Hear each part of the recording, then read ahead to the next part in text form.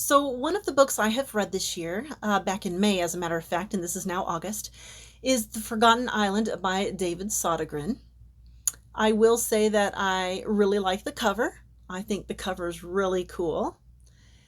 And the only thing that I knew about this book when I picked it up was that it involved two sisters going on vacation in Thailand and ending up on an island that is populated by some kind of creature. So I buddy read this with my friend Belle, and we have very opposing opinions on this book. I hated this book, just hated it. And Belle absolutely loved this book. She loved it just so much. It's one of her favorite books now. And we talked about this book for 2 hours and had to force ourselves to stop because we both had things to do. So I will say I'm glad I read it because it was such a great conversation piece. Considering that the person I was discussing it with had a completely opposite opinion, she really did open my eyes about why somebody would like this book. So I'm about to give you a list of my complaints about this book, but I do want to preface that by saying that if horror is your go-to genre, this is probably a good book. The things that Belle said about it made sense to me. I didn't agree with them, but they did make sense if I were a different kind of person. What I didn't like anything about this book at all. Just there was nothing I liked. No, I take that back. There were two scenes that I liked, exactly two scenes that I'll tell you about here later. So my complaints about this book are I hated all the characters. I hated every single solitary character in this book. They are all terrible, terrible people. One character is a good guy all the way to the end, but he's not really in the book that much. And I don't feel that I got to know him well enough to care about whether or not he died. And but all the other characters, terrible human beings, they deserved their deaths, all of them. And I didn't even care that they died. I couldn't even be bothered to care about the fact that they were dying. So there was that. And then there was a lot of gratuitous gore. Just gore all over the place in this book. And I did not know this about myself, although I should have known this about myself, but I do not like a bunch of gore. I don't like it. I don't like it in movies. I don't watch horror movies because I hate horror and it scares me and it grosses me out and everything else. And I'm not a horror movie fan. So I don't like gratuitous horror in movies.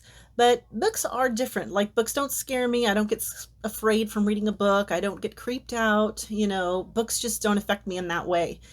Usually. There has been an exception, but, another video. But so normally, yeah, books don't scare me, so I'm not afraid to read horror. However, I still don't like gore. So the gore was an issue for me. And then everybody was vomiting. Every character vomited like multiple times, and there were a bunch of characters. And I was so tired of everybody throwing up in this book that I was ready to throw up myself. So, did not enjoy that.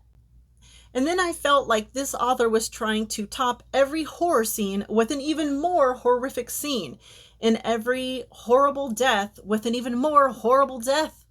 One death in particular that I literally just tossed the book down on my bed and just rolled my eyes and just had to put my hand on my forehead, and I had to stop for a minute, and I considered DNFing the book. This was like the third time I considered DNFing this book, actually. But was this character that you start out thinking is a good guy, turns out to be an absolute bunghole, and he attempts to rape one of the other characters, and I cannot remember if this happened while he was trying to rape her, or if it happened just a little bit later and he was like trying to take care of it himself. I don't remember. I think it was while he was trying to attack her. He fell down a hole where the creatures reside. And as he was falling, I am so sorry. I'm going to put this as delicately as I possibly can. He still had his erection, and on the way down, he orgasmed, and the stuff shot into his mouth and on his face, and he accidentally swallowed it. And then he gets caught up in the web and killed by monsters horribly, like horrifically. They eat his face off and all kinds of gross stuff. And I literally just tossed the book down on my bed and I'm like, what is wrong with this author? Like, everything wasn't horrible enough. He had to, like, I just thought that was just so uncalled for. That was just way over the top. I just could not. It was just, now, I'm sure, now when I was just so repulsed by that scene, that I could have followed suit with all the characters and vomited, because that's what everybody was doing throughout this whole book, was vomiting. But anyways, Belle said that she loved that scene because the guy was such a jerk that it kind of served him right to have that happen to him, you know what I mean?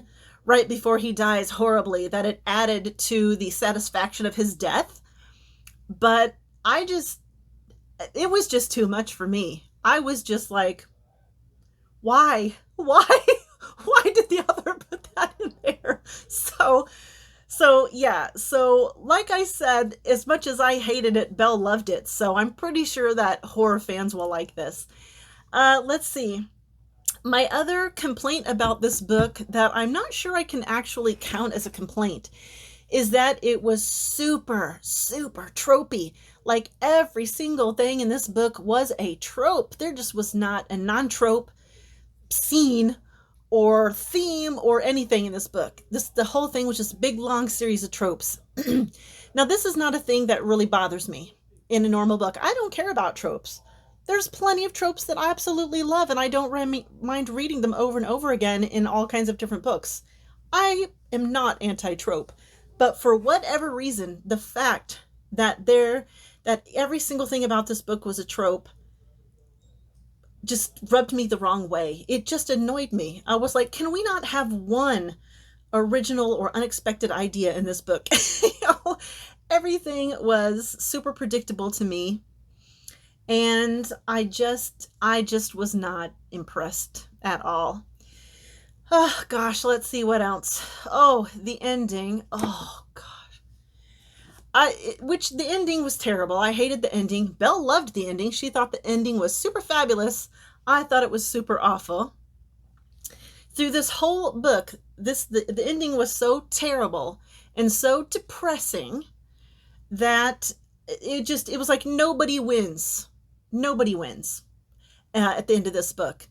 And which ties in to another big problem I had with this book, is this entire book was depressing. It was like everybody had a terrible life and they were terrible people and terrible things happened to everybody and terrible things kept happening and everything was just terrible, terrible, terrible, terrible. It was just so depressing that it just literally, I don't know, there were 3 separate times when I almost DNF'd this book. I made it through though, and like I said, I'm glad I did, because it turned out to be such a wonderful conversation piece for Belle and I.